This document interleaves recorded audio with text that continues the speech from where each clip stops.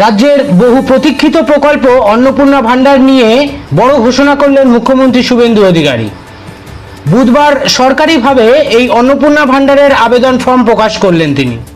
এবার থেকে যোগ্য মহিলারা অফলাইন ও অনলাইন দুইভাবেই আবেদন করতে পারবেন। সরকার জানিয়েছে আবেদন প্রক্রিয়া শুরু হবে 1 জুন 2026 থেকে এবং আগামী 90 দিন ধরে চলবে এই এনরোলমেন্ট প্রক্রিয়া।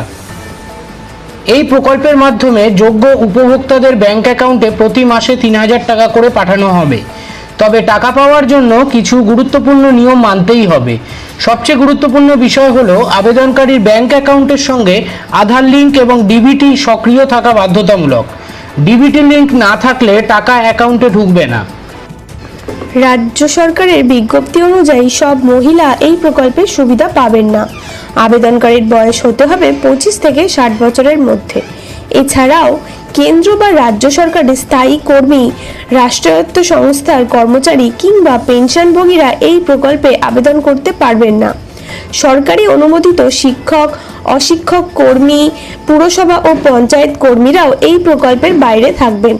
পাশাপাশি যেসব মহিলা আয়কর দেন তারাও অন্নপূর্ণা যোজনার জন্য যোগ্য নন। এখন সবচেয়ে বড় প্রশ্ন এটাই, যারা আগে লক্ষ্মীর ভান্ডার পেতেন তারা কি সবাই অন্নপূর্ণা ভান্ডারের সুবিধা পাবেন? সরকারি বিজ্ঞপ্তি অনুযায়ী কিছু নাম সরাসরি বাদ যেতে পারে, যেমন মৃত ভোটার, স্থানান্তরিত ভোটার, বাদ পড়া ভোটার, SIR 2026 চলাকালীন অনুপস্থিত হিসেবে চিহ্নিত ভোটার। এইসব ক্ষেত্রে লক্ষ্মীর ভান্ডারের নাম থাকলেও তা সরাসরি অন্নপূর্ণা ভান্ডারে স্থানান্তরিত হবে না, অর্থাৎ তাদের অ্যাকাউন্টে 3000 টাকা ঢুকবে না যতক্ষণ না নতুনভাবে আবেদন ও যাচাই সম্পূর্ণ হচ্ছে। এছাড়াও খসড়া তালিকা প্রকাশের পরে দ্বিতীয় তালিকায় বাদ পড়া ভোটার কিংবা শুনানির পর যাদের নাম বাদ পড়েছে তারাও সক্রিয়ভাবে এই প্রকল্পে অন্তর্ভুক্ত হবেন না। সরকার জানিয়েছে পুরনো উপভোক্তা হলেও সকলকেই নতুন করে আবেদন করতে হবে। আগামী 90 দিনের মধ্যে ফর্ম ফিল আপ এবং নথি যাচাইয়ের কাজ সম্পন্ন করতে হবে। মুখ্যমন্ত্রী শুভেন্দু অধিকারী জানিয়েছেন, যত তাড়াতাড়ি এনরোলমেন্ট করবেন তত দ্রুত সুবিধা পাবেন। তিনি আরো বলেন, যতদিন পর্যন্ত অন্নপূর্ণা ভান্ডারের সম্পূর্ণ প্রক্রিয়া শেষ না হচ্ছে ততদিন পর্যন্ত লক্ষ্মীর ভান্ডার চালু থাকবে। উপভোক্তারা অনলাইন ও অফলাইন দুইভাবেই আবেদন করতে পারবেন।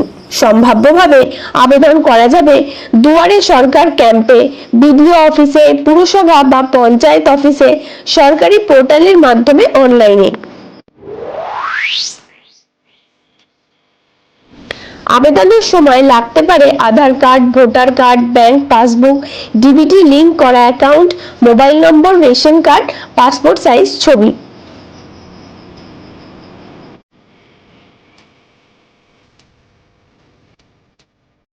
ভিডিওটি ভালো লাগলে অবশ্যই লাইক, কমেন্ট এবং শেয়ার করবেন এবং সাবস্ক্রাইব করতে কিন্তু ভুলবেন না।